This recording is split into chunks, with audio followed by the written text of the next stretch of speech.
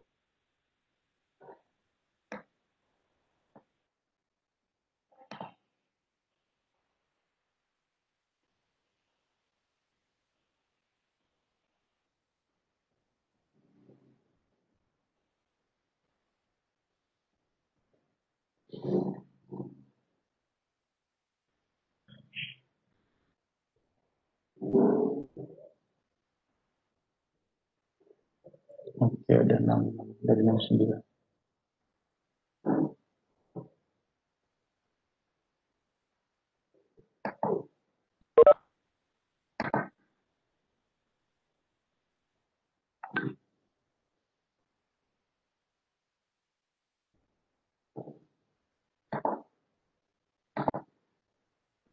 Kita mulai dulu aja, nanti kalau bagi yang belum absen bisa di akhir sesi ya. Sebentar. Ini kelihatan belum ya PowerPoint-nya yang saya share? Ya Pak. Sudah ya? Oke. Oke, kita mulai. Baik, Assalamualaikum warahmatullahi wabarakatuh. Selamat siang semuanya. Salam sejahtera bagi kita semua. Pada pertemuan kali ini, saya akan menjelaskan mengenai formulasi bumbu dan metode pengaplikasiannya. Nah, di subbab yang saya ambil ini, saya mau menjelaskan mengenai formulasi bumbu terutama di snack, ya. Jadi sebagai introduction dulu. Oke, kelihatan. Jadi market dari snack di dunia ini pada tahun 2018 sudah mencapai 439,9 miliar US dollar. Dan angkanya itu dari tahun 1998 market di global itu baru mencapai 67 billion. Ya, dalam kurun waktu berapa ini? 20 tahun sudah meningkat hampir berapa? Mencapai 7 kalinya, hampir 7 kalinya. Dan terus meningkat. Di United States sendiri, di Amerika, sudah lebih dari 50% orang mengkonsumsi makanan kurang dari 3 makanan per hari. Namun konsumsi dari snack ini meningkat dari 1 atau 2 kali ke antara setiap makannya. Gitu. Jadi konsumsi snack ini sudah menjadi bagian dari gaya hidupnya mereka. Seperti itu. Untuk average consumption di dunia, jumlah konsumsi snack mencapai 3,6 kilogram per orang per tahun. Ya. Ini contoh-contoh snack paling sering yang akan banyak dibahas yaitu potato chips, ya potato, lalu tortilla, gitu, lalu extruded snacks, kayak extruded snack itu kayak citato, tuh kayak taro, ini masuknya ke sini, ekstrusi. Gitu. Lalu kalau di US itu ada pretzels. Pretzels itu bentuknya kayak kepang gini. Itu cuman dia bentuknya kecil, nggak kayak kalau yang di Indonesia banyaknya besar ya. Nah, eh, konsumen snack ini sebenarnya cukup demanding karena mereka menginginkan varietas dan banyaknya opsi ya. Opsi di sini yang dimaksud adalah banyaknya ragam formula, banyaknya ragam flavor yang baru ya, rasa yang baru. Dan karena untuk mengembangkan sebuah brand dari makanan ringan itu tergolong sulit gitu. Karena kita perlu mengetahui perbedaan shape-nya, bentuknya seperti apa. Lalu teksturnya yang berbeda dari segi mananya, thickness-nya, lalu equipment-nya apa, ingredients dan advertising budget ini lebih ke arah internal ya. Nah, seperti yang kita tahu juga di Indonesia, eh, kalau untuk potato chips itu sudah banyak banget ya. Kayak ada Lay's, lalu Citato, lalu yang dari Indonesia sendiri ada Kusuka itu apa ya? Kusuka kan dari singkong ya. Kusuka dari singkong. Nah, sebenarnya prinsipnya itu mirip-mirip dan mereka cenderung main aman gitu. Untuk sebuah brand panganan ringan ini cenderung main aman. Jadi mereka itu biasanya mengambil flavor yang sudah diketahui oleh banyak konsumen yang sudah apa namanya familiar gitu. Contohnya paling familiar itu adalah keju. Kalau di Indonesia itu keju. Jadi kalau misalnya mereka punya brand baru, terus mereka mengeluarkan rasa keju, mayoritas orang Indonesia sudah tahu bagaimana rasa dari keju sehingga tidak asing lagi saat diaplikasikan pada produk makanan baru. Misalnya brand X mau mengeluarkan produk yang rendah lemak gitu, mereka nggak mau potato chips yang mereka maunya potato chips yang rendah lemak gitu. Nah, salah satu alternatifnya adalah menggunakan flavor yang sudah mereka ketahui gitu, yang sudah familiar. Nah, ini kalau di US sendiri, four most popular flavor itu adalah cheese, lalu barbecue, lalu sour cream and onion, dan juga ranch. Jadi kalau bedanya sour cream and onion itu adalah dan ranch adalah kalau ranch ini tidak asam, ya, ini tidak asam. Kalau ini asam dan sama-sama bahannya adalah dairy, ya, dari dairy products. Tapi bedanya kalau ini, kalau sour cream, krimnya dilakukan fermentasi sehingga menghasilkan rasa yang asam. Kalau di ranch, krimnya ini tidak dilakukan fermentasi sehingga tidak ada rasa asamnya. Begitu. Tapi kalau segi dari penampilan sama-sama mirip, warnanya sama-sama putih. Ya, kalau di Indonesia mungkin kayak mayones ya, seperti itu. Amerika. Keempat, rasa ini tadi yang seperti saya bilang sudah familiar dan cepat untuk di accept oleh test profile dari konsumen di negara tersebut. Adalah mudahnya untuk apply di snack yang lain.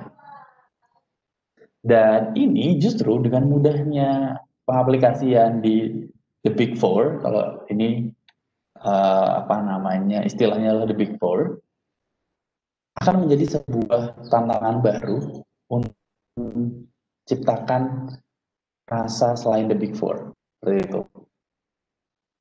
Nah, kalau di Indonesia sendiri menurut kalian apa flavornya yang menjadi top 3 atau the Big Four? Selain keju, lalu apalagi biasanya barbecue. Tapi kalau kita nggak ada sour cream and onion dan ranch ya, udah menjadi challenge karena seperti layaknya makanan apa namanya apa?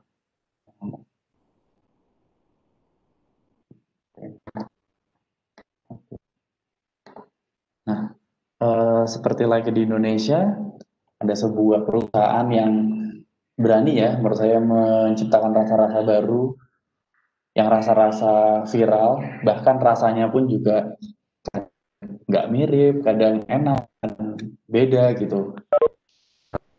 Itu menjadi tantangan besar. Gitu. Itu sebenarnya tantangan besar karena antara ekspektasi dan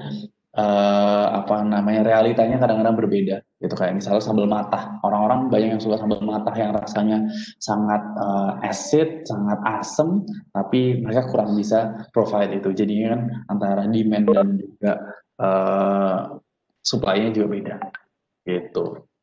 Itu challenge. Makanya banyak sekali rasa-rasa yang baru keluar beberapa lama, 6 bulan misalnya atau setahun, habis itu udah nggak keluar lagi gitu. Ada kemungkinan dua. Pertama memang mereka gagal memasarkannya, dan yang kedua adalah dibuat menjadi limited products, gitu, seolah limited products. Salah satu strategi marketing ya, katanya. Kita lanjut lagi. Oke. Nah, evaluation the flavor of the Big Four. Nah, ini ada evolusinya. Jadi, rasa keju, misalnya di Indonesia, tapi saya nggak dapat datanya soalnya. Rasa keju di Indonesia itu menurut saya pasti akan mengalami evolusi rasa. Gitu. Ini sebagai salah satu contohnya adalah rasa barbecue yang telah mengalami evolusi dari masa ke masa. Karena tiap zaman memiliki kesukaan terhadap apa ya, karakter rasa yang berbeda-beda pula. Contohnya di tahun 1960 seasoning barbecue itu mostly mereka mengambil notes dari hickory smoke. Jadi hickory ini adalah salah satu jenis kayu di sana. Notesnya seperti itu. Oke, ini. Notesnya lalu yang kedua adalah torula yeast. Lalu spicesnya paprika dan beberapa spices. Gitu, itu di mid 1960s. Lalu di akhir tahun 80-an jenis kayu ini berubah gitu, menjadi kesukaannya berubah menjadi saya nggak tahu bacanya, mesquite smoke, lalu ditambahkan pemanis antara honey, sugar atau dextrose. Nah, di tahun 80 ini ternyata masyarakatnya mulai menyukai snack yang ada rasa manisnya gitu, tidak hanya smoky dan juga salty gitu. Ini kalau di honey sugar manis, kalau dextrose itu membuat ada sensasi tersendiri dalam mulut. Biasanya adalah mouth cooling effect ya. Cooling effect.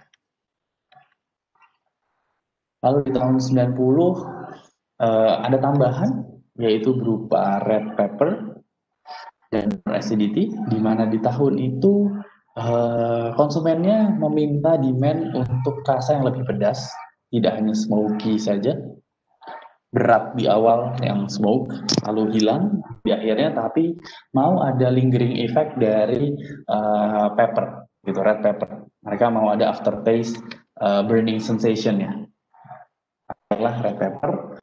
Lalu mereka juga mau menambahkan sedikit rasa asam, gitu ternyata. Ini yang terjadi di barbecue seasoning. Sehingga kunci kesuksesan dari seasoning makanan ringan ini adalah untuk mengkombinasikan ingredients yang sudah diketahui ya. Sebenarnya ingredients itu well known, sudah diketahui, tapi caranya yang unik gitu. Dan kalian nanti akan belajar mana sih yang dimasukkan dulu formulanya, lalu di formula itu kapan sih dimasukinnya, lalu di formula itu juga kenapa sih harus tambahinnya ini, kenapa nggak diganti sama ini, kita baca. Lalu ini ingredients,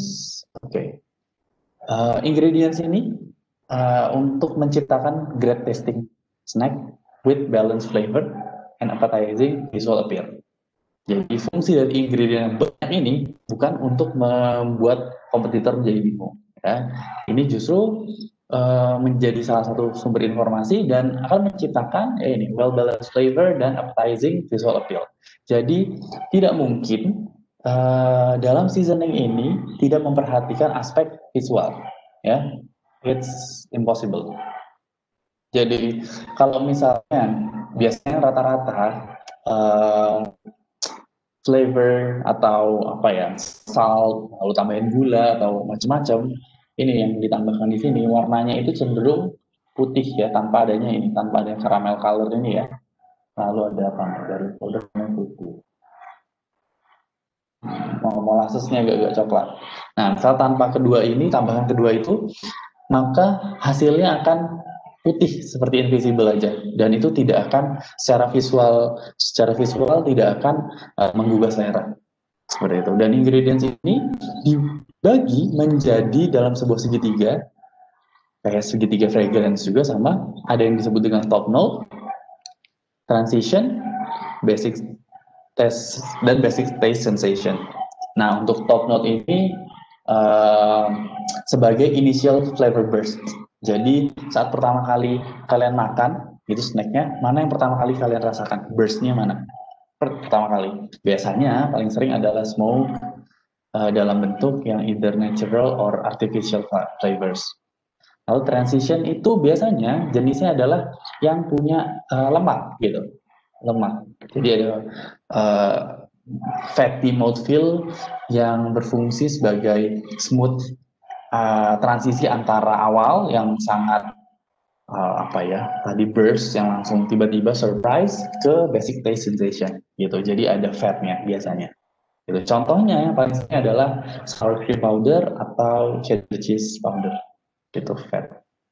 Lalu selain itu transition juga di sisi lain perlu adanya tambahan flavor enhancer sebagai pembuat sensasi mouth watering. Jadi membuat kita craving for more dengan cara membuat mulut menjadi berair, jadi ingin makan terus. Nah, itu yang digunakan adalah MSG atau inosinat. Ya, fungsinya adalah sebagai flavor enhancer. Seperti itu. Tapi menjadi catatan, mungkin di Indonesia juga sudah biasa ya kita semua. Catatannya adalah beberapa produser itu, produser ini sudah avoid yang namanya flavor enhancer karena dari consumer demand-nya. Jadi dari demand consumer, saya udah nggak pengen MSG lagi nih, ya udah mereka akan mengikuti demand dari consumer untuk tidak menggunakan MSG lagi gitu. Dan mereka akan berpikir secara kreatif untuk bagaimana nih caranya bisa menciptakan sensasi tersebut, sensasi yang sama gitu. Lalu basic taste sensation ini, kalau di sini ada 4, sweet, salty, bitter, and sour. Untuk umaminya nggak dimasukkan ya, dia masukinnya di bagian transisi. Oke. Ini adalah 11 grouping of ingredients. Jadi dari bahan-bahan untuk pembuatan snack itu ada grupnya. Kita bagi menjadi 11 grup. Yaitu dari salt atau garam, lalu fillers yang mengisi si ingredients itu agar tidak overpower, spray dried dairy, jadi dia turunannya dari bahan-bahan susu, lalu vegetable powders, ini dari tumbuh-tumbuhan, dan juga fungsinya bisa menambahkan appearance ya. Kalau misalnya kita butuh apa ya, rasa yang di sini ceritanya sour and cream sih, dia menggunakan parsley karena secara appearance orang-orang tuh lebih suka kalau makanan snacknya itu ada titik-titik hijaunya gitu. Atau contohnya ini taro, kita tahu ya taro rasa rumput laut. Kalau rasa rumput laut tapi nggak ada rumput lautnya, itu akan dipertanyakan kan sama konsumen. Nah, itu salah satu fungsinya dari vegetable powders. Itu untuk melihat appearance, itu untuk menampilkan appearance dari situ. Lalu spices. Herbs and spices ini menjadi kontributor dari flavor yang unik-unik. Lalu ini compounded flavor, itu artinya adalah apa ya namanya? ekstrak dari spices biasanya dalam bentuk flavors. Lalu flavor enhancers atau MSG dan keluarganya, sweeteners, gula dan turunannya, acid, fungsinya jelas, colors, warna untuk visual, dan juga processing aids. Processing aids ini bahan pembantu untuk anti kempal. Anti kempal. Anti kempal itu kayak misalnya kamu pernah nggak ya beli Indomie, terus bumbunya itu udah mengkempal, itu kemungkinan karena sudah terekspos oleh udara, ya. Udara kan banyak baunya, sedangkan ingredients ini rata-rata sifatnya adalah higroskopis. Higroskopis, sehingga dia mudah sekali menyerap udara. Nah, fungsi anti kempal adalah anti kempal ini akan mengikat udara dan air sehingga bahan lainnya itu tetap terjaga. Gitu. Lalu selain processing aids, ini juga ada vegetable oil. Untuk fungsinya untuk mempermudah mixing. Sekarang kita coba bahas satu persatu dari 11 ini. Jadi tujuan dari garam yang pertama adalah untuk overall flavor dan juga key ingredient. Karena tanpa adanya garam, kita dapat tahu rasanya nggak akan enak, akan bland atau apa ya, blend itu kayak polos dan nggak ada intensitasnya. Gitu. Lalu tipe garam itu ada banyak, ada yang disebut dengan flour salt, granulated, dan fine flake salt. Kalau flour salt itu bentuknya itu seperti tepung, jadi tipis banget, titik-titiknya sangat-sangat tipis. Kalau granulated salt itu seperti garam yang kotaknya yang apa namanya, bentuknya bisa kita lihat ya.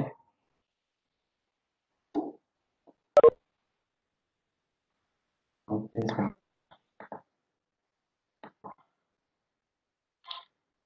Terus yang terakhir adalah fine flake salt. Flake itu kayak bentuknya kayak lembaran gitu, jadi dia seperti lembaran tipis gitu. Nah, perbedaan tipe ini juga akan menyebabkan intensitas dari salt yang berbeda-beda juga gitu. Kalau misalnya kita menggunakan partikel garam yang banyak, yang luas permukaannya, yang ukuran partikelnya seperti ini, fine flake saltnya ukurannya besar. Ukurannya dia besar, kalau flour ini ukurannya kecil ya partikelnya.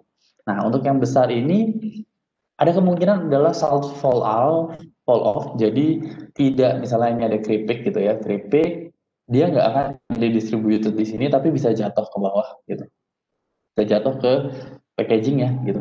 Jadinya di sini-sini. Nah itu.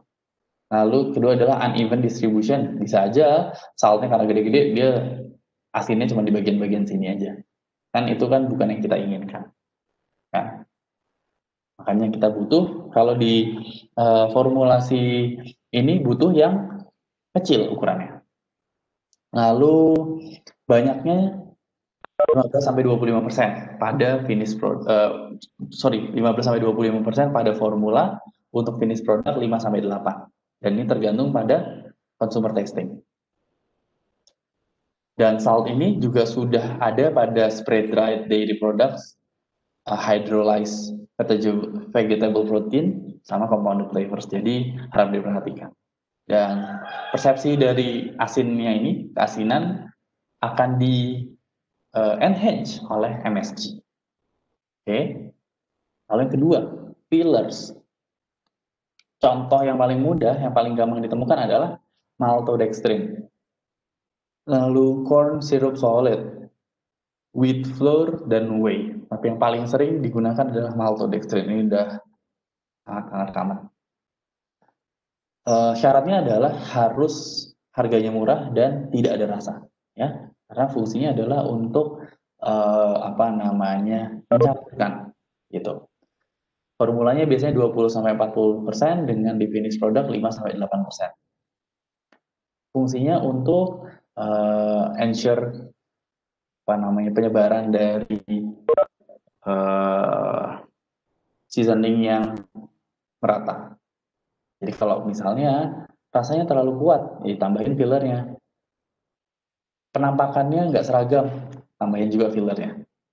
Lalu kalau misalnya level seasoningnya itu meningkat, maka fillernya harus juga meningkat, ya, karena untuk maintain equivalent flavor impact. Ya, kalau misalnya kalian mau flavor impact-nya 8%, itu kalau misalnya seasoningnya ditambahkan, ya fillernya juga ditambahkan. Ya, ini main rasio aja ya.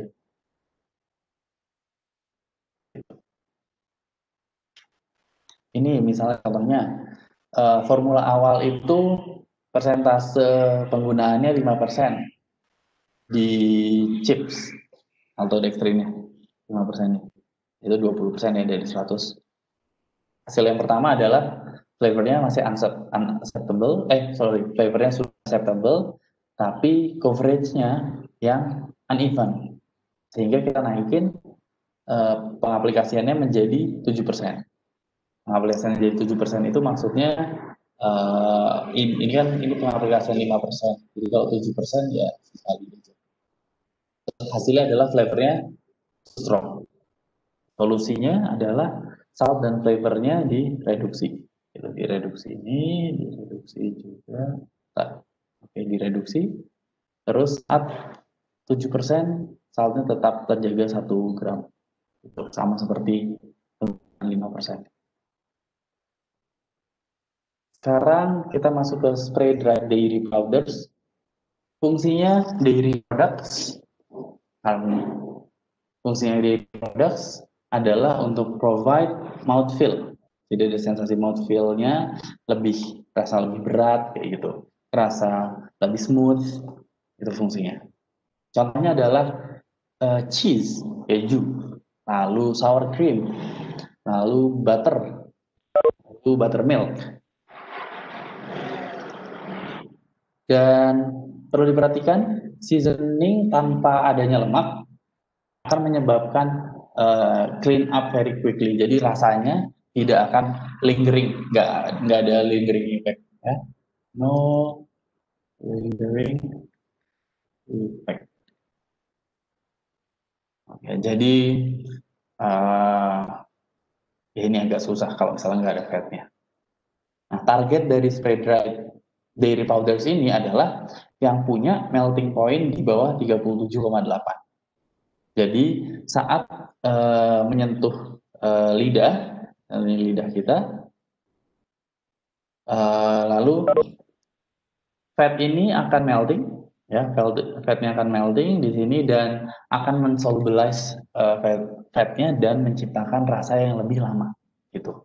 Jadi pengennya saat dimakan fatnya akan melting di mulut dan akan terdispersi ke seluruh lidah sehingga ada sensasi flavornya akan jadi lebih lama, gitu. Itu fungsinya. Dan targetnya adalah mereka ingin yang rasanya biasanya clean taste without cooked notes. Jadi yang fresh, gitu, fresh butter, gitu, atau fresh sour and cream. Proporsi di formulanya adalah 5-20%. Ya. Dan kalau misalnya kecil proporsinya, fungsinya itu beda antara proporsi yang kecil dan besar. Kalau proporsi yang kecil, yang 5%, dia akan smoothing out the flavor dan transisinya antara higher level flavor and spices. Jadi saat ada yang tinggi, yang rasanya itu extraordinary atau intensitasnya terlalu tinggi, dibuat smoothnya, transisinya antara tinggi dan tinggi lagi ini pakai dairy powders. Kalau high, langsung masuknya ke mouthfeel dan flavor dairy-nya itu sendiri. Gitu. Lalu ini yang selanjutnya adalah dehydrated vegetable powders. Ini produksinya adalah contohnya di sini ini ya, garlic powder. Jadi mengeringkan selari vegetables. Jadi misalnya kita punya garlic, bawang putih, bawang putih siung gitu, bikin bawang putih. Lalu bawang putihnya dibuat selari atau kayak puree gitu. Setelah itu di dikeringkan. Jadi karena ini sudah halus banget, lalu dikeringkan. Setelah dikeringkan dengan panas dan vakum agar titik didihnya turun. Akibatnya moisture kontennya, kadar airnya menjadi 5%. Ya, setelah 5% ini sudah bisa jadi bubuk. Jadi harus dijadikan slurry dulu, lalu diturunkan kadar airnya. Contohnya macam-macam, ada onion, ada garlic, chili, gitu. Terus mau yang apa? Mau yang raw, cook, atau toasted. Itu juga beda profil sensorinya. Lalu fungsinya dari vegetable powders ini ada dua. Yang pertama adalah sebagai penambah depth di middle part of flavor profile. Ya, antara segitiga itu dia di bagian tengah di sini. Lalu sehingga solubilize slower, dan artinya adalah release-nya slow. Gitu. Mereka pengennya release-nya slow. Dan dengan adanya dehydrated vegetable powders ini membuat rasa menjadi semakin kompleks. Tapi disadvantages-nya juga pasti ada. Yaitu kalau misalnya kalian menggunakan raw atau cook, garlic nih, kalian raw atau cook, raw atau cook, biasanya yang raw akan jauh lebih banyak yeast-nya, mold, dan total plate count. Sehingga pengaplikasiannya adalah harus sesegera mungkin. Gitu. Proporsi di formula yaitu 0,5-10% tergantung vegetable sayur yang kalian tambahkan. Kalau ini spices, primary source-nya tentu saja herbs and spices. Dan penggunaannya karena ini mau dibuat merata, biasanya di ground untuk membuat fine powders, atau juga bisa di whole, gitu ya, whole. Lalu ada beberapa hal, kadang ekstrak dari spices ini digunakan. Contohnya adalah penggunaan oleoresin atau essential oil. Dan penambahannya kadang-kadang digunakan melalui spray dry, ya, disemprotkan untuk mempercepat flavor release-nya. Dengan penggunaan proporsi di formula yang cukup rendah, gitu. Dan spices ini biasanya dilakukan dengan iradiasi atau penambahan ethylene oxide untuk mengurangi resiko mikrobianya. Itu karena seperti yang tadi, di sini ada kemungkinan yeast, mold, TBC, maka dari itu di spices ditambahkan seperti ini. Maupun di vegetables, dehydrated vegetable powders pun juga memungkinkan dilakukan seperti itu. Lalu ini compounded flavors. Ini bentuknya either natural atau artificial, dan seperti mereplace dari spices karena dia sudah komponen yang paling berpengaruhnya, ya, kayak misalnya mau ada citrusy flavor gitu, mereka pakainya linalol. Jadi carinya yang emang isinya adalah citrus flavor gitu. Isinya misalnya udah ada linalol, lalu something, lalu isoamil asetat misalnya gitu, lalu something kayak gitu. Jadi sudah di mix. Nah, compounded flavors ini akan cenderung lebih stabil shelf life-nya dan punya impact flavor yang sangat tinggi. Makanya dari itu penggunaannya cukup rendah. Sorry.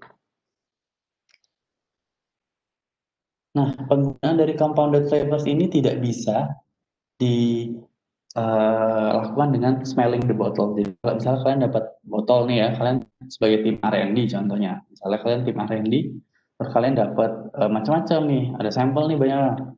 Pak, nih Pak, kami punya 12 sampel untuk flavor dari eh, yang Bapak inginkan. Soal Bapak pengennya rasa matcha gitu. Matchanya ada 12 jenis. Gitu. Dan ini nggak bisa kita hanya smelling the bottle dan juga finger testing. Jadi cuma ngerasain, oh rasanya kayak gini, rasanya kayak gini. Itu harus diaplikasikan langsung ke produknya. Itu harus langsung aplikasi.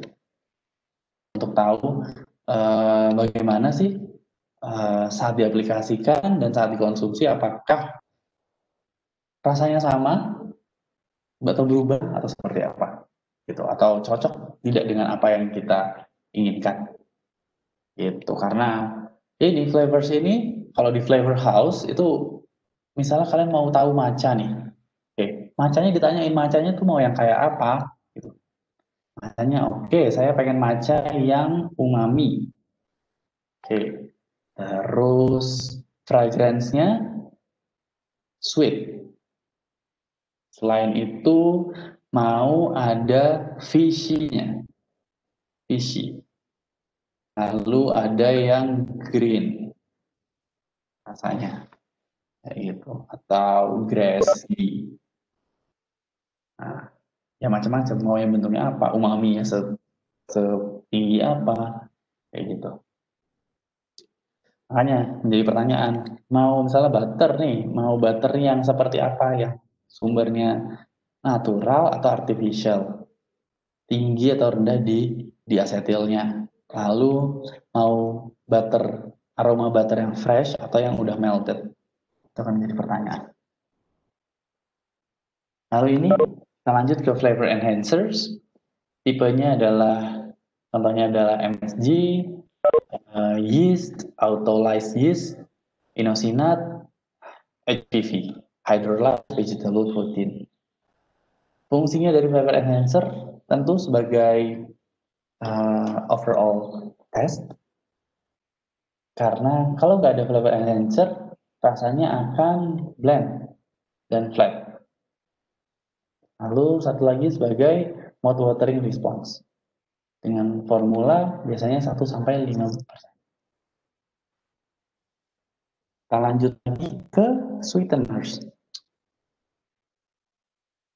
Tipe-tipe yang sering digunakan sweeteners adalah sugar, brown sugar, dehydrated honey solids, maksudnya honey, molasses, dextrose, dan juga fructose. Kalau zaman sekarang kayaknya makin banyak lagi sweeteners kayak artificial sweeteners kayak stevia, terus apa itu yang dari kayak Tropicana Slim itu macam-macam itu kan. Nah, itu. Lalu, nah di buku ini menyebutkan bahwa gula, brown sugar dan molasses ini memiliki persepsi sweetness yang sama, ya kadarnya itu sama. Misalnya sugarnya 1 gram, 1 gram, 1 gram, maka kemanisannya juga sama nih. 100, 100, dan juga 100. Ini yang disebut dengan sweetness perception. Karena beda-beda ya persepsi gula antara fruktosa, glukosa, dan juga sukrosa. Ya. Nah, kalau ini honey solids dan fructose punya sweetness profile yang sama. Ini sweetness profile. Nah, ini kalau dextrose, kalian nambahin dextrose, efeknya adalah untuk mouth cooling effect. Jadi ada rasa-rasa dingin. Kayak kalian makan permen karet gitu, ada mouth cooling effect-nya biasanya. Nah, itu penggunaan dextrose. Dan dextrose ini nggak cuma untuk tadi yang saya bilang permen karet, tapi formulasi di barbecue juga digunakan. Sebagai catatan, ini sifatnya higroskopik, ya. Higroskopik, dia sangat mudah sekali menangkap udara. Kalau misalnya banyak udara pada gula, kita tahu akibatnya adalah dia akan menyatu ya gulanya, akan mengkristal, mengalami kristalisasi dan menyebabkan permasalahan di flowability. Ya, jadi misalnya kalian nambahin seasoning gitu, lalu biasanya mereka masuk ke drum, ya modelnya kayak drum besar gitu, drum yang moving terus arah snacknya ke arah sana, ya dapat ke arah misal ke arah bawah deh secara gravitasi, dan ini dia berotasi terus, muter terus, sambil diaduk rata di sini muter. Tapi karena gulanya clumping, nanti gulanya tetap ada di bawah dan tidak akan terikat pada matriksnya, tidak akan terikat pada potato chipsnya. Gitu. Ini menjadi masalah. Apalagi kalau misalnya alatnya ini panas. Ya, kalau misalnya alatnya ini panas, ya tahu kan gula kalau misalnya sama panas gimana jadinya meleleh, cair. Bentuknya jadi cair gulanya. Saat gulanya jadi cair, keluar dari alat, dia akan mengeras. Ini yang tidak mau, ya, itu yang tidak kita kehendaki. Lalu kita tambahkan dengan acid. Acid ini contohnya adalah asam sitrat, asam laktat, malic acid, asam asetat yang sering digunakan untuk formulasi seasoning, ya bumbu. Selain itu, oke, tadi belum disinggung saya.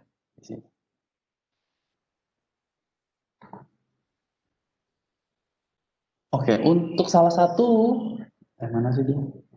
Salah satu cara supaya hal ini tidak terjadi, maka perlu ditambahkan dengan agen free flow. Ya. Agen free flow itu yang tadi saya bilang anti kempal. Jadi saat gulanya ada anti kempalnya, udaranya H2O itu akan attach sama anti kempalnya, gitu, dan tidak akan attach antar gula-gulanya lagi.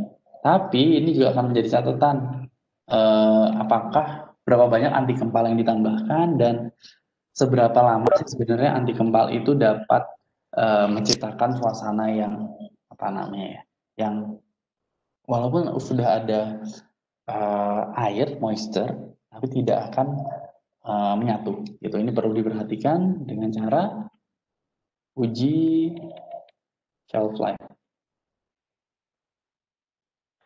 ya, uji shelf life-nya. Oke, lalu acid, sodium salt. Oke, additionally sodium salt atau acetic. Ya, biasanya bentuk dari asam yang ditambahkan itu bukan larutan,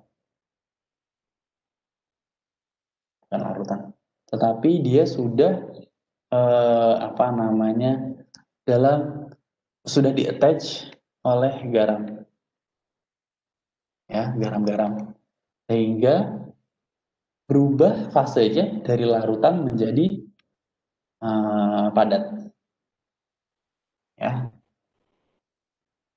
Dengan berubahnya fase akan menyebabkan mudahnya proses distribusi dan juga pengaplikasian. Tuh. Ini sodium diasetat atau acetic acid ini bisa memimikri dari flavor vinegar. Jadi rasa asam pada vinegar biasanya menggunakan kedua itu. Itu contohnya yang paling mudah dari, bukan acid ya tapi ini penambahan garam itu kenapa sih harus ditambahkan garam, di-attach dengan garam seperti monosodium glutamat gitu, MSG, itu biasanya bentuknya sudah monohidratnya, sudah bukan lagi anhidrat. Kalau anhidrat dia masih bisa absorb si H2O. Meanwhile kalau sudah monohidrat dia sudah bentuknya itu sudah stabil gitu.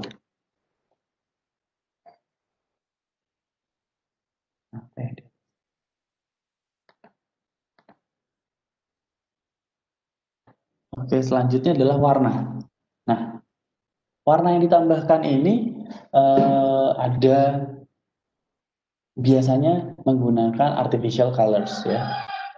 Usually edit use artificial colors by FD&C colors, food, drugs, and cosmetic colors. Ini yang regulasi USA. Lalu, oke, ada kelebihannya kalau kalian menambahkan warna dengan spray dried ingredients karena yang pertama adalah fleksibilitasnya untuk customizing warna. Ya, karena warnanya kan macam-macam, kita bisa customizing mau seperti apa. Lalu dengan spray dried ingredients akan memudahkan uniformity. Jadi antar chips itu sama, ya, sama-sama merah gitu, merahnya bagus, atau sama-sama hijau, hijaunya rata semuanya. Itu tidak ada yang compang-camping, yang di sini lebih hijau, lalu di sininya shady kayak gini. Ini kan berarti tidak uniform, gitu. Lalu juga kemudahan dalam handlingnya. Mengapa tidak menggunakan colorants dari non-artificial atau yang asli? Jawabannya adalah karena saat menggunakan vegetables sebagai colorants, contohnya adalah paprika misalnya, itu paprika itu akan cenderung light sensitive, ya, karena dia dapat mengalami oxidation, ya, fotooksidasi akibat adanya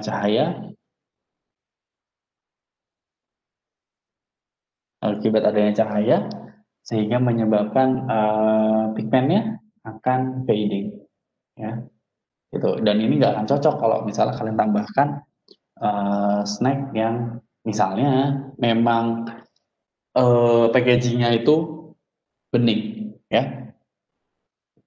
Tapi sepertinya sekarang sebagian besar packaging snack sudah ini ya, sudah kemasan bantal yang dilapisi oleh aluminium foil. Jadi harusnya sudah lebih aman. Lalu menjadi catatan juga turmeric, dia punya sensitivitas terhadap pH. Jadi saat pH-nya berbeda-beda, maka akan menyebabkan warnanya juga berbeda. Gitu. Beda sama artificial colors, dia akan jauh lebih stabil terhadap pH. Lalu yang ketiga adalah karamel, warna karamel. Kalau misalnya dari karamel yang aslinya, itu punya contain sulfit, ya. Dan banyak orang yang tidak mau ada sulfit di produknya. Maka harus ada deklarasi di label pangannya. Gitu. Dibandingkan deklarasi seperti ini, mereka lebih baik menggunakan artificial colors. Lalu kita masuk ke ini yang nomor berapa? 11 ya, kalau nggak salah. Kita masuk ke processing aids. Processing aids ini biasanya menambahkan dengan alat yang disebut dengan tumbler coater. Jadi kayak drum. Tapi bedanya kalau drum yang tadi itu masuknya dari sini, outletnya dari sini. Nah kalau ini inlet dan outletnya sama. Ya, jadi snacknya didamping, kalian masukkan didamping, lalu ditambahkan juga seasoning. Seasoningnya di sini, lalu dia akan muter, gitu. Nah, ada pasnya, dia akan muter. Nah ini disebut dengan tumbler coater, alat ini. Nah, ada dua processing aids yang saya sudah mention sebelumnya. Yang pertama adalah vegetable oil. Vegetable oil ini mampu merekatkan base-nya dan melindungi ingredients yang hidrofilik. Ya, jadi saat ditambahkan vegetable oil, ingredient seasoning ini yang sudah ditambahkan di awal yang sifatnya higroskopis mampu diproteksi oleh vegetable oil sehingga tidak mudah menyerap air. Oke, dan selain itu juga membuat seasoning lebih mudah untuk flow-nya di dalam alat, not agglomerative. Penambahan vegetables oil ini harus dilakukan setelah bahan-bahan hidrofilik, ya. Contohnya dried parsley di sour cream and onion. Ini agen anti gempal, contohnya adalah silicon dioxide atau trikalsium fosfat. Fungsinya adalah coating slow particle untuk melawan aglomerasi. Nah, ini yang terakhir. Yang terakhir adalah antioksidan. Namun penggunaan antioksidan ini justru tidak banyak yang menggunakan. Gitu. Karena penggunaan antioksidan pada saat seasoning artinya menggunakan preservatif. Gitu. Dan itu harus diberikan label bahwa dia menggunakan preservatif. Sehingga solusinya dari orang-orang yang malas itu menggunakan high barrier packaging films. Jadi nggak usah pakai antioksidan, tapi ya itu kemasannya diganti sekarang jadi yang kempal-kempal itu, atau kayak kalian beli Pringles, dia tabung kan turbular yang diselimutin ini apa? Ada karton, ada aluminium foil, terus di atasnya juga sama kan? Sealnya seal aluminium foil plus plastik. Udah.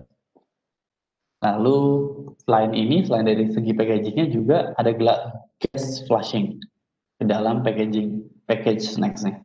Di dalamnya sini untuk menghindari fotooksidasi atau autooksidasi akibat adanya vegetable oils, maka ditambahkan gas yang inert. Contoh yang inert adalah N2 atau CO2. Ya. Karena kalau gasnya yang ditambahin itu O2, dia dapat bereaksi dengan lipid. Ya. Nah, dengan lipid jadinya oksidasi. Oksidasi hasilnya tengah. Oke, seperti itu. Oke, sekarang seasoning formulasi. Kita balik lagi ke segitiga yang tadi sudah dijelaskan bahwa formulasi seasoning ini harus berdasarkan harus mampu mencakup ketiga jenis ini, ya. Makanya kenapa salt, garam kenapa nggak ada, ya di sini dia akan tidak ada basicnya, ya akan susah dia untuk untuk bersinar lah si seasoning yang kalian buat.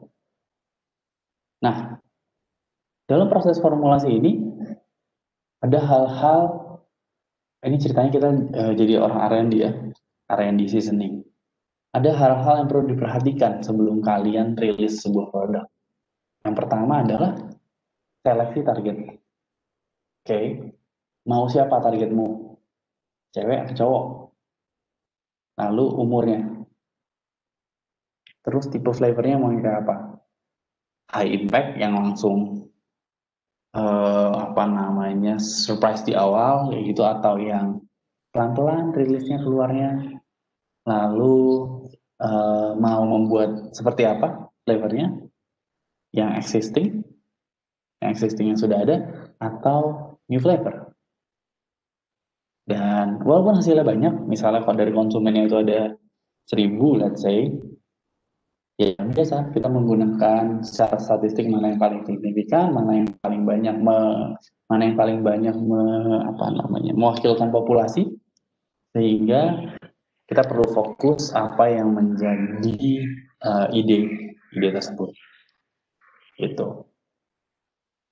Ini contohnya, yang pertama adalah kita perlu mengetahui typical usage-nya, mau berapa persen, berapa persen salt filler enhancer, lalu usage level, dan setiap formulasi dan evaluasi dari sebuah development seasoning ini perlu ada cost targetnya. Misalnya untuk target seasoning perlu harganya per package itu Rp1.000 misalnya atau Rp500. Lalu regulasinya, apakah dia kosher atau halal? Kosher udah tahu ya, halalnya versi Jewish. Ya. Lalu MSG boleh atau enggak? Diperbolehkan atau enggak?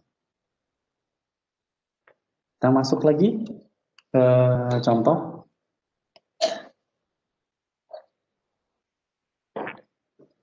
Contoh development-nya. Ya, contoh development-nya. Oke, ceritanya gini. Kita udah punya target consumer. Maunya adalah teen and young adults yang umurnya 18 sampai 30 ya. Dan maunya male female, dia suka yang rasanya bold karena mereka bilang ini untuk ini ya, sour cream and onion ya.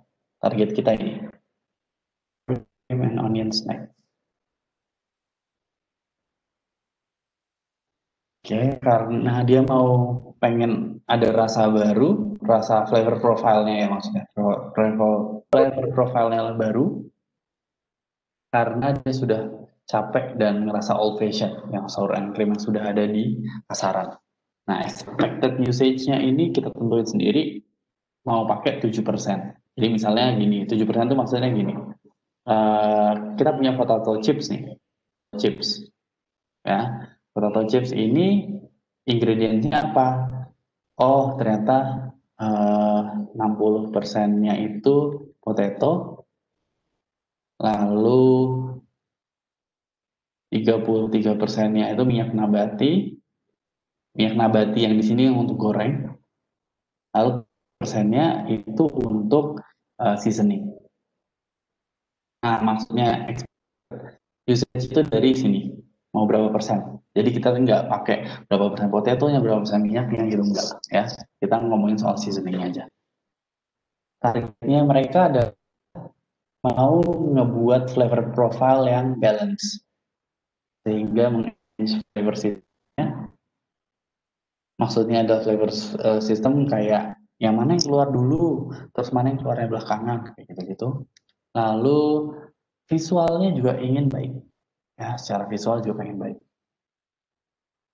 Pertama, mereka menggunakan formula 33, 33, dan 33. Ini adalah complexity dan cost prohibitive, artinya mahal. Oke. Udah nggak kompleks, mahal pula. Sehingga karena ini saltnya sangat-sangat tinggi, maka akan mereduksi level of salt, ya, mereduksi penggunaan garamnya. Karena penggunaan garamnya itu di produk akhir, ini produk akhir ini 1,5 sampai 1,99%. Jadi kalau misalnya 33% dikali 0,07 itu berapa? Hasilnya ya sekian persen. Tuh. Kita coba dulu, saya juga lupa.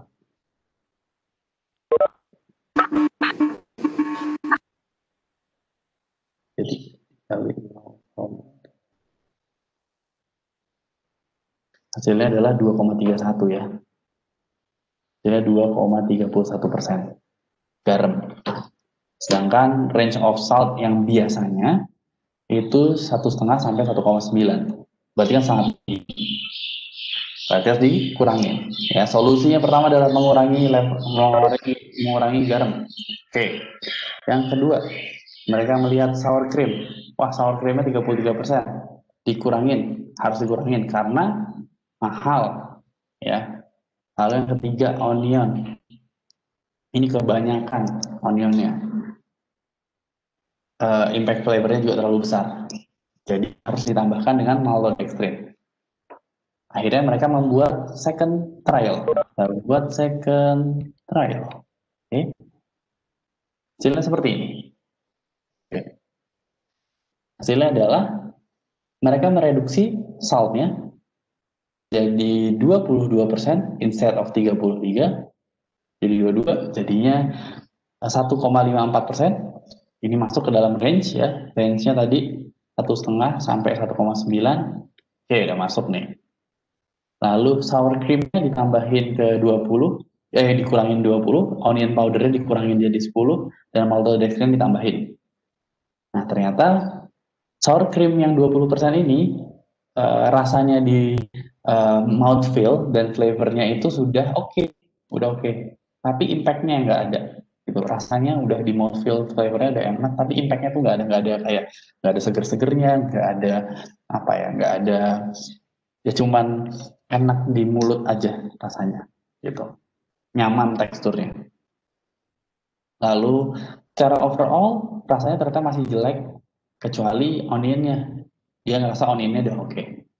Sekarang mereka fokus ke penambahan sour cream flavor tanpa meninggikan overall cost. Jadi mau sour creamnya tidak lebih dari 20%. Dia mau caranya supaya nggak lebih dari 20%. Yang dilakukan adalah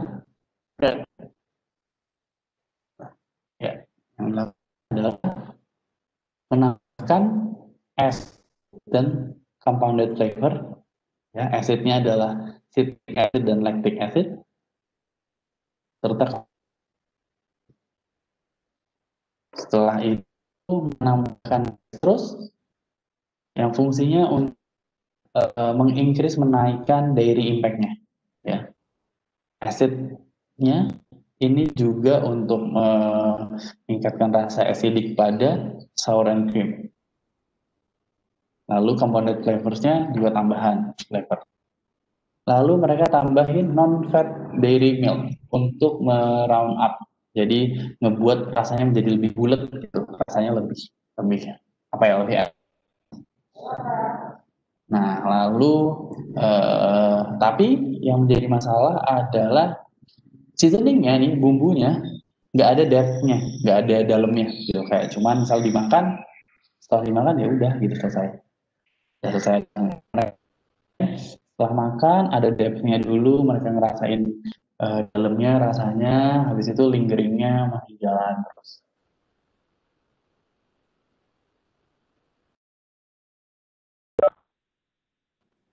Kompleksitas dari diubah kompleksitas dari onion flavor. Menurut kalian bagaimana caranya mengubah kompleksitas dari onion flavor? Apakah hanya dengan MSG? Yang tahu?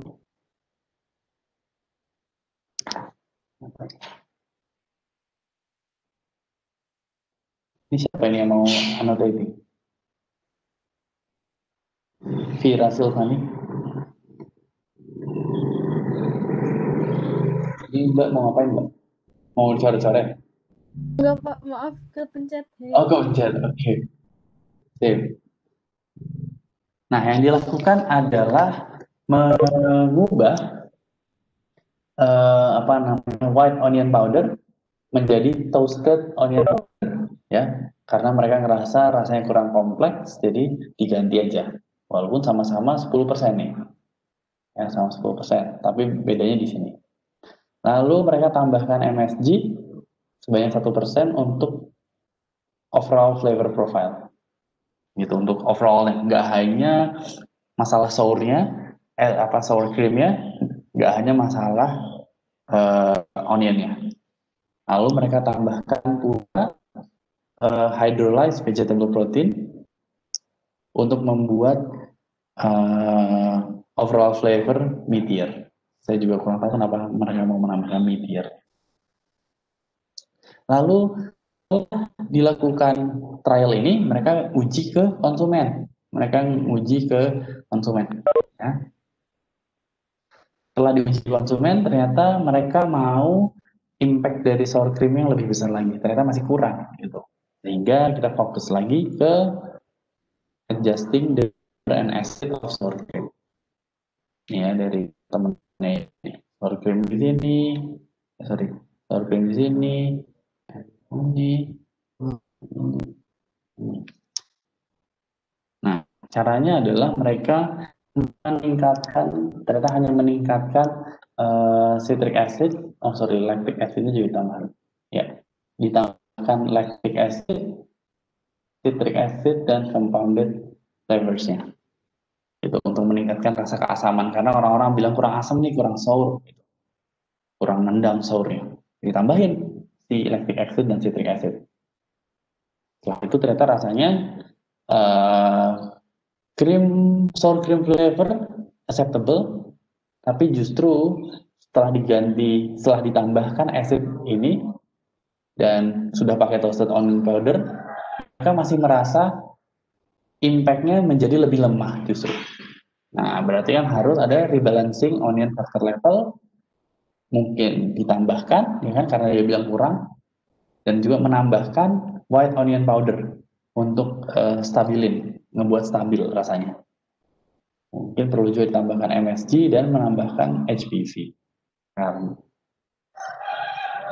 Akhirnya ini seperti ini, toasted powder yang ditambahin, onion powder yang ditambahin, HPV ditambahin, sama MSG-nya juga ditambahin.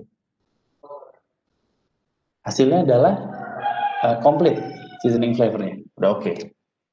Tapi ada permasalahan lagi yang timbul, yaitu secara visual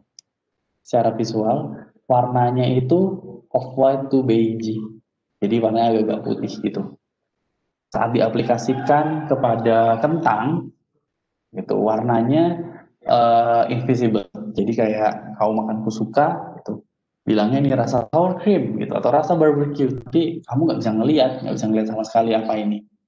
Itu warnanya nggak bagus nih. Nah, sedangkan secara historinya, kalau sour cream and onion ini, rasa sour cream and onion itu selalu ada leafy green-nya, jadi warna-warna hijau-hijau gitu loh, kayak yang kalau misalnya ditaro itu pasti ada, taro rumput laut pasti ada rumput lautnya. Nah, ini juga ada. Mereka mikir, oh biasanya tuh ada nih green leafy materialnya untuk memberikan visual sign gitu. Nah, ada 3 jenis green leafy materials di sini. Green leafy materials. Yang pertama yang mereka punya 3 jenis opsi. Yang pertama adalah green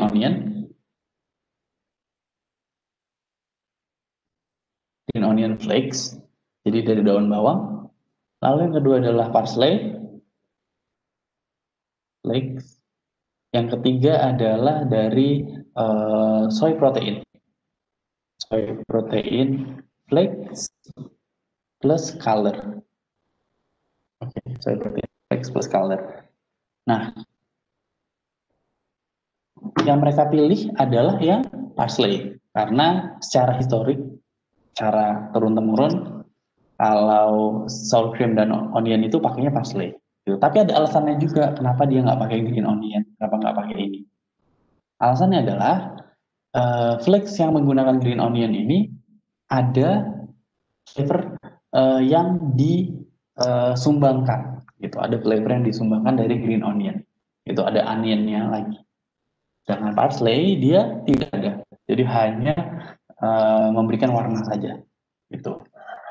Nah, kita juga nggak pakai soy protein flakes dan color. Alasannya adalah ketahuan fake. Jadi karena warnanya itu terlalu similar jadi similar. Jadi warnanya dari flakes-nya itu terlalu seragam, sehingga menyebabkan konsumennya merasa itu fake, ya. Jadi yang ditampilkan itu fake, gitu. Karena itu ditambahkanlah ini parsley flakes sebanyak 3%.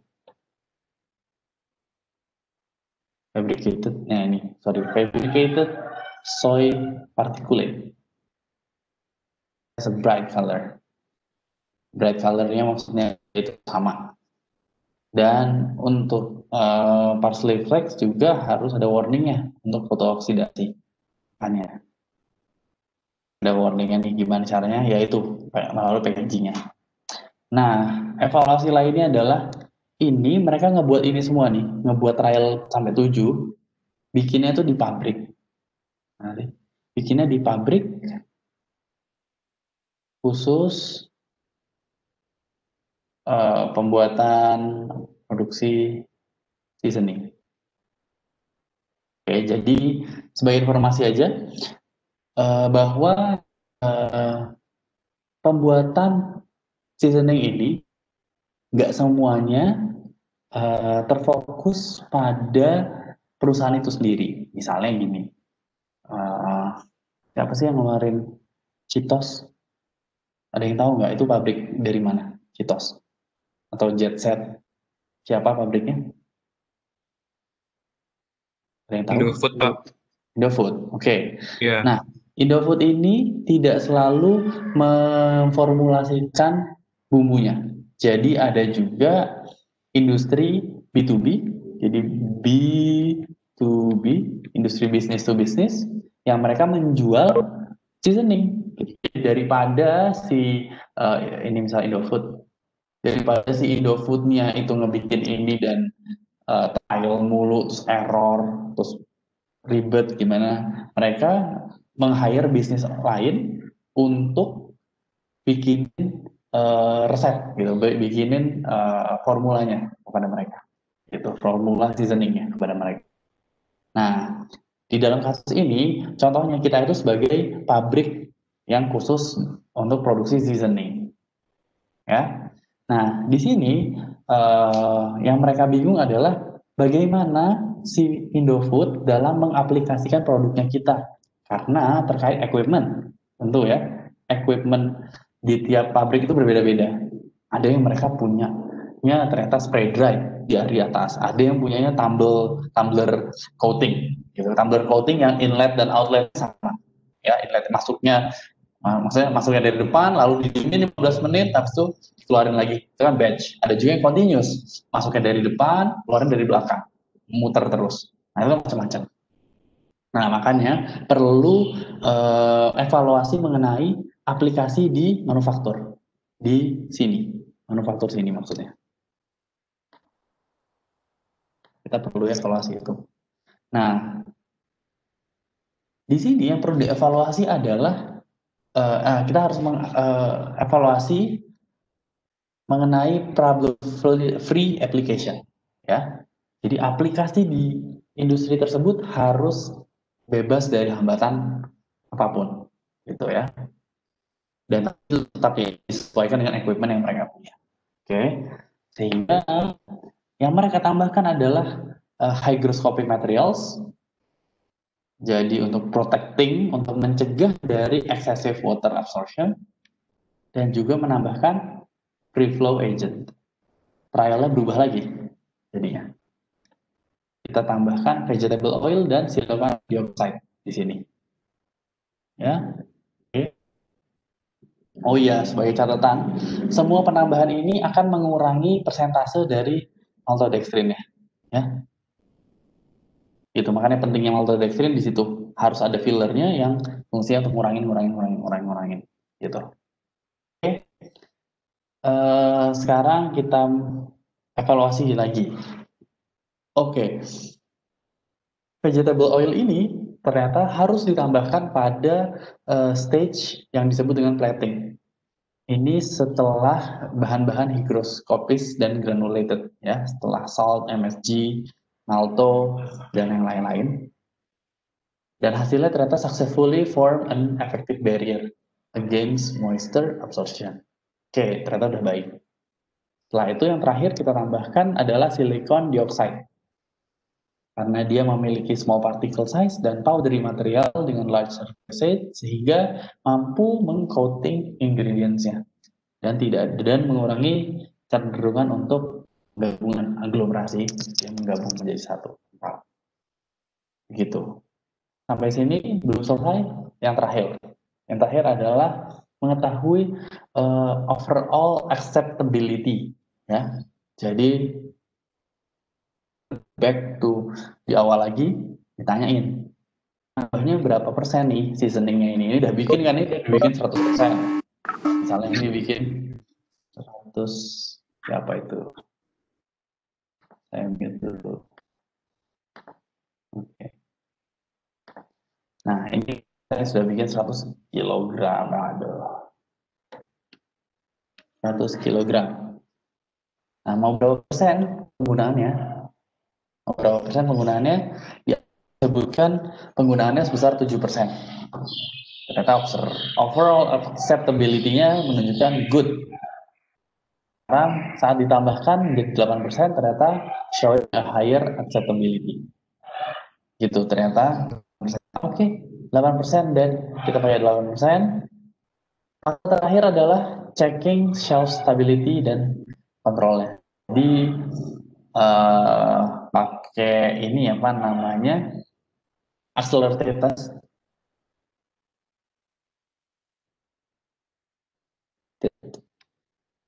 test. Ya, pakai accelerated test untuk mengetahui shelf stability-nya. Gitu. Oke. Dan accelerated test ini berbeda-beda untuk tiap produk. Jadi misalnya potato chips yang menjadi critical control point-nya, quality-nya adalah di apa namanya kerenyahannya. Lalu apa lagi? Stabilitasnya misalnya. Biasanya misal kerenyahannya aja deh. Nah, mereka mencoba stabilitasnya dari kerenyahan itu antara kontrol yang disimpan dalam 8 minus 18 derajat Celcius dengan yang disimpan di suhu ruang. Suhu ruang itu berapa sih? 27 derajat Celcius. Suhunya plus 10 derajat, terus lagi suhu 10 derajat, tambah 10 derajat. Gitu. Fungsinya penambahan ini untuk apa namanya? Untuk mengetahui laju kerusakannya. Karena penambahan 10 derajat Celcius ini akan mempercepat laju kerusakan sebesar 2 kali. Ya. Jadi 27 kalau disimpan di 37, laju kerusakannya 2 kali lipatnya. Disimpan di 47, laju kerusakannya 4 kali lipatnya. Ini kerusakannya 8 kali, yang ini 16 kali laju kerusakannya. Gitu. Dan steps-nya yang perlu kalian ketahui ini apa namanya overall-nya. Yang pertama adalah mengetahui demografi. Okay. Demografi is always important in every kind of situation. Ya. Lalu identify the ingredients. Ya, tahu mau bikin apa, ya ingredients harus tahu apa aja. Perlu tahu basic elemennya.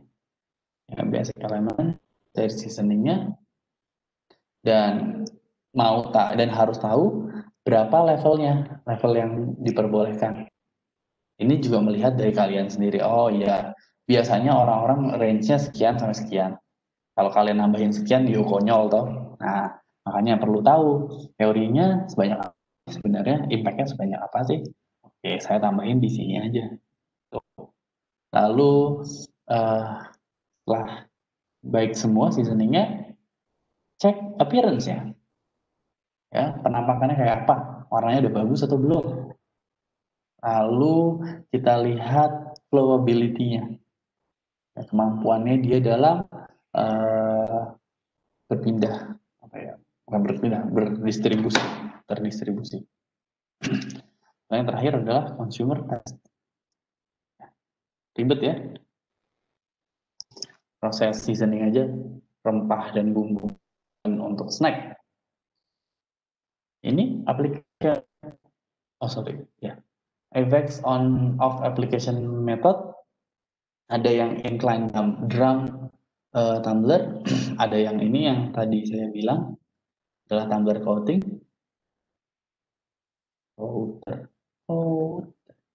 Yang ini disebut incline drum tumbler. Kebayang nggak ya kalian? Nah ini kebayang ya, jadi cuma batch dia modelnya.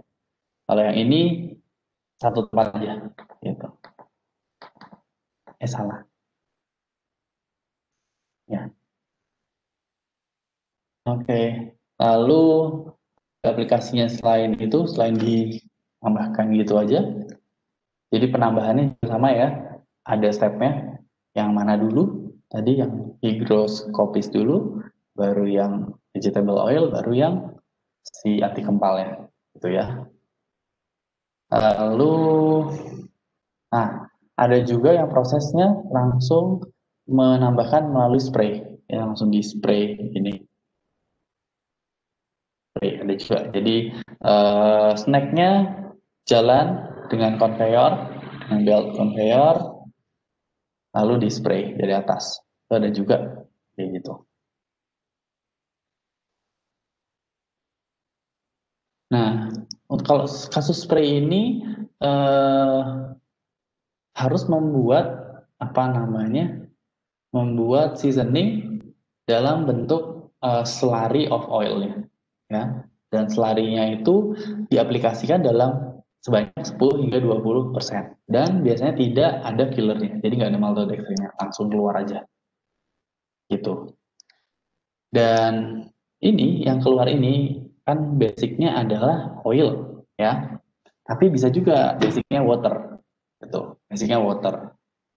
Jadi menggunakan water, malto bisa, dan waternya ditambahkan perlu dikurangi di proses selanjutnya. Proses selanjutnya di sini misalnya adalah dry, drying,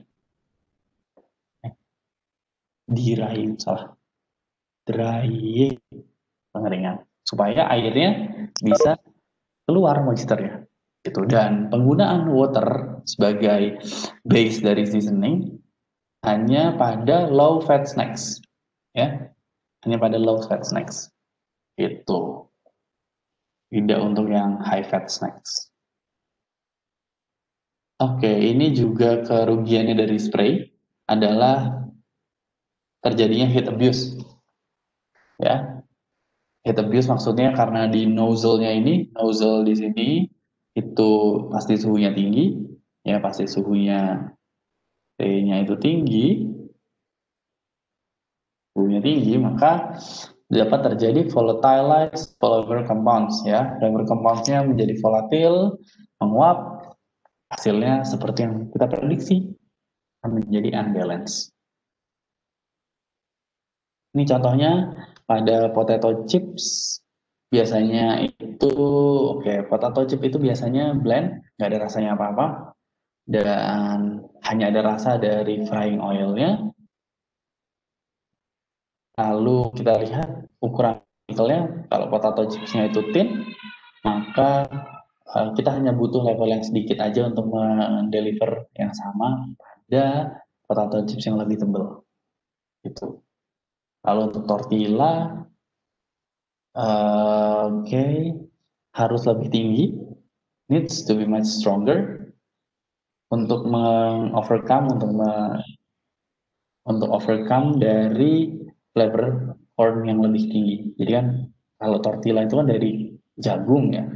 Nah dari jagung itu pasti ada rasa jagung yang tertinggal di sana. Nah untuk overcome that situation, makanya kita butuh seasoning yang lebih strong lagi.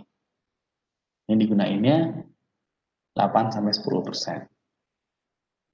Untuk extruded snacks kayak taro gitu misalnya, dia ini karena bentuknya adalah extremely porous, sangat berpori, maka dia mudah mengabsorb oil. Gitu. Dan penggunaannya pada extruded snacks biasanya 10-15% seasoningnya. Ini sangat-sangat tinggi. So high. Oke, hanya itu aja penjelasan dari saya mengenai kuliah hari ini. Apakah ada yang mau ditanyakan sebelum kita mengakhiri sesinya? Monggo ditanyakan sebentar. Kok gini ya?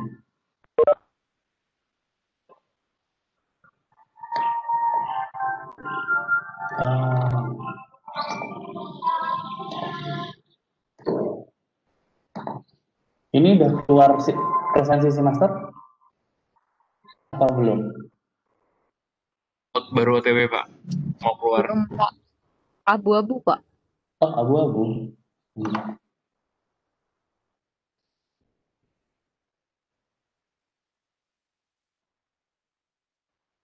Loh, kalau ini apa? Nggak keluar apa?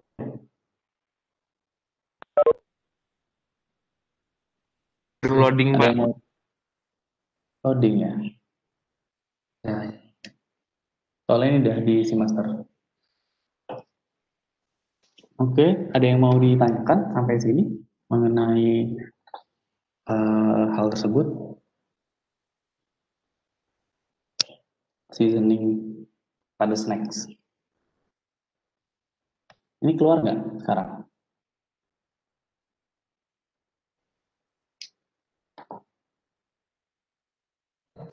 Masih loading, Pak. Loading.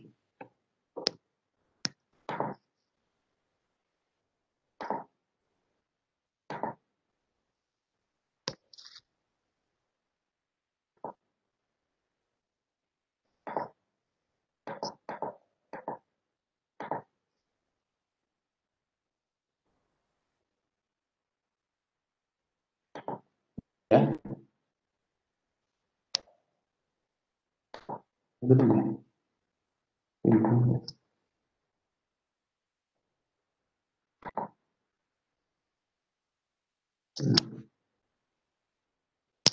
Oke.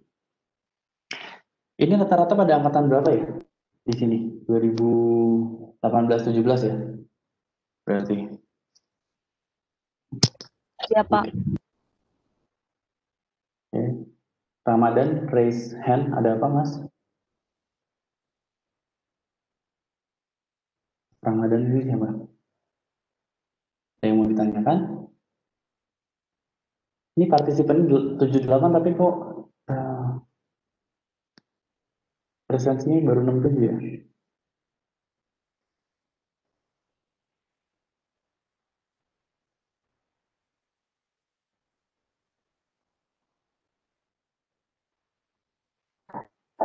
Di saya masih galak, Pak. Masih gagal. Nah ini sekarang oke sudah bisa. Monggo.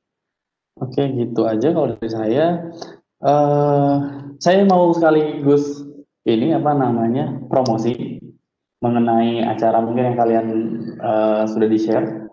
Ada acara dari angkatan saya, TPHP angkatan 2010. Terus, itu ada yang mau nanya, sebentar ya. Jadi ada alumni session dari angkatan 2000 yang akan mengundang 5 teman-teman saya, itu alumni, hanya berbeda 6 hingga 7 tahun dari kalian. Dan mereka semua ini menjadi representatif dari acara, dari tiap kategorinya. Dan monggo kalau mau tanya-tanya mengenai apa ya namanya tips and trick untuk karir kalian atau apa yang lagi yang kepo soal industri, monggo, karena mereka ini salah satu jagoannya dari angkatan kami. Jadi kita kasih tahu ke kalian, sharing, nanti kalau misalnya kalian suka sama acaranya, kita akan bikin sharing-sharing selanjutnya untuk kelompok grup-grup lain yang akan lebih baik lagi, yang lebih kecil lagi itu misalnya. Seperti itu. Jadi jangan lupa ikutan ya promosi saya. Lalu tadi ada yang nanya apa ya, perbedaan persepsi dan profil sweetener itu apa Pak? Oke, persepsi sweetener itu adalah tingkat apa namanya, tingkat sweetener, tingkat kemanisan dari sweetener. Ya, misalnya sukrosa glukosa dan fruktosa itu Tania kayaknya jalan. Oke. Oke. Nah, yang tadi saya jelaskan itu apa ya? Molase sama gula biasa punya persepsi yang sama. Karena kalau misalnya kamu mencoba 1 gram gula dan molase, maka hasilnya kemanisannya juga akan sama. Itu persepsi. Kalau misalnya profilnya itu contoh antara jenis-jenis gula itu punya rasa manis yang berbeda-beda. Itu ada manisnya manis honey dengan manisnya apa itu beda-beda. Kalau misalnya yang tadi disebutkan manisnya antara honey dan fruktosa itu sama, artinya rasanya dari fruktosa dan honey itu profilnya sama. Jadi bisa digantikan gitu. Kamu mau pakai mana nih untuk ngerasain honey-nya? Aku tambahin si fruktosa sedikit sama si honey sedikit aja deh gitu karena profilnya sama gitu. Cuman butuh yang rasanya lebih kuat misalnya. Oh, turns out fruktosa itu jauh lebih kuat persepsinya. Maka dari itu kita tambahin fruktosanya untuk meningkatkan profilnya. Gitu. Gimana? Ya sama-sama Mas. Masih ada yang nggak bisa? Kalau misalnya nggak bisa ini apa namanya absen, ini aja kalian screenshot ke saya, foto aja di HP terus ke WA ke saya nanti saya manual, ya.